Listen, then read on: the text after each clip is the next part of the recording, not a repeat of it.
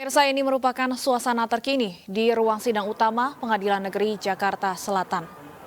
Terdakwa Richard Eliezer baru saja memasuki ruang sidang dengan didampingi oleh kuasa hukumnya Roni Talapesi. Richard Eliezer sudah duduk di kursi terdakwa di hadapan majelis hakim. Jaksa penuntut umum dan tim kuasa hukum Richard Eliezer saat ini juga sudah berada di ruang sidang utama, yang artinya bahwa saat ini sidang hanya tinggal menunggu kehadiran dari majelis hakim untuk segera memulai sidang pembacaan vonis terhadap Richard Eliezer. Kita bisa lihat, pemirsa, suasana di ruang sidang yang begitu penuh. Informasi dari rekan-rekan kami di lapangan bahwa hari ini memang bisa dikatakan suasana sidang ini lebih ramai dibandingkan 2 hari kemarin karena banyaknya simpatisan dari Richard Eliezer yang turut hadir di Pengadilan Negeri Jakarta Selatan.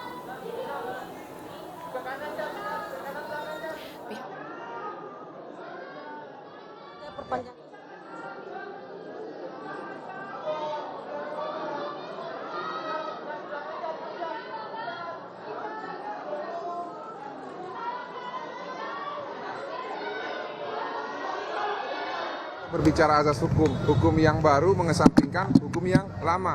Dan tadi keluarga korban mengatakan yang terbaik. Nah, apa yang terbaik menurut hukum? Nah, yang terbaik menurut hukum adalah pasal 10A Undang-Undang 31 tahun 2014.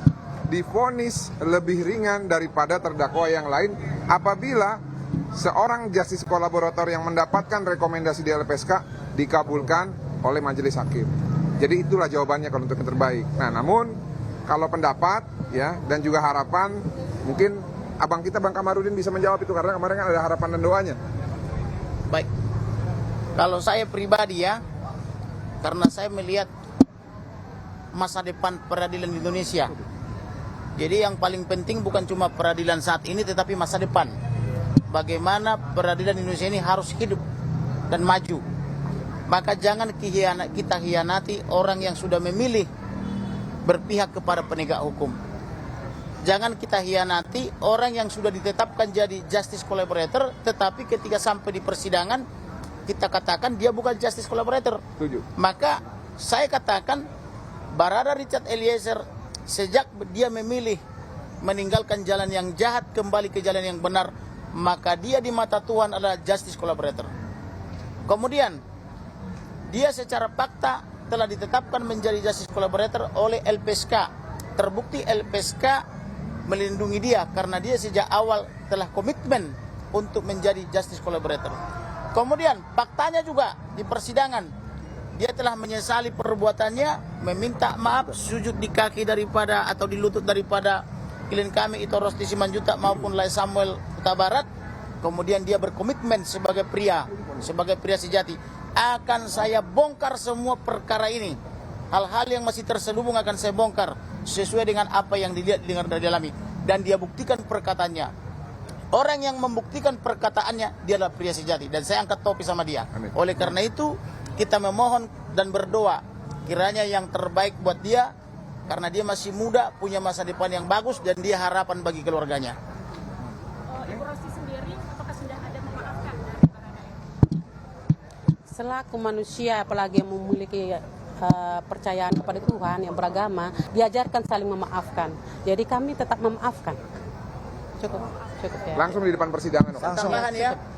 Dan satu-satunya yang tidak memfitnah Joshua adalah Barada Richard Eliezer. Dia tidak pernah mengatakan pemerkosaan. Dia tidak pernah berkata ada pelecehan.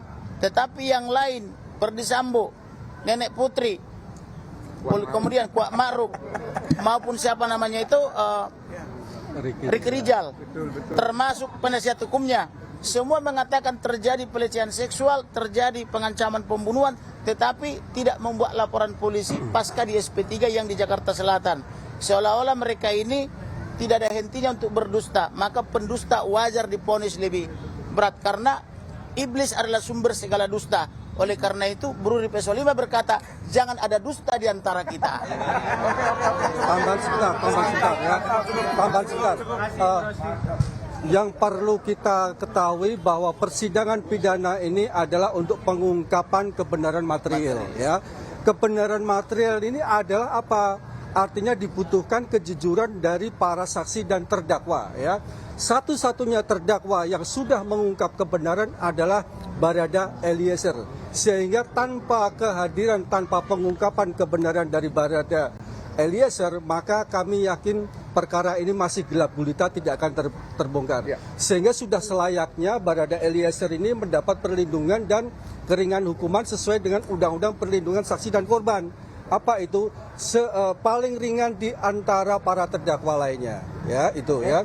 Yang kedua, dengan adanya amicus curiae, ya, itu merupakan pandangan-pandangan yang membuat pertimbangan hakim nantinya bisa terbuka hati, lebih ringan dan seringan-ringannya. Terima kasih. Ada tambahan, ayo.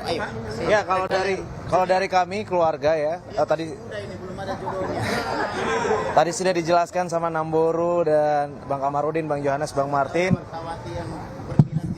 Kita keluarga juga selalu menganut res judicata pro veritate habetur, yang artinya putusan dari majelis hakim itu selalu harus kita hormati, kita hargai, dianggap benar dan dilaksanakan. Maka dari itu kami keluarga dan tim. Pemirsa, breaking news, sidang vonis Richard Eliezer akan kami lanjutkan usai jeda berikut, tetap bersama kami.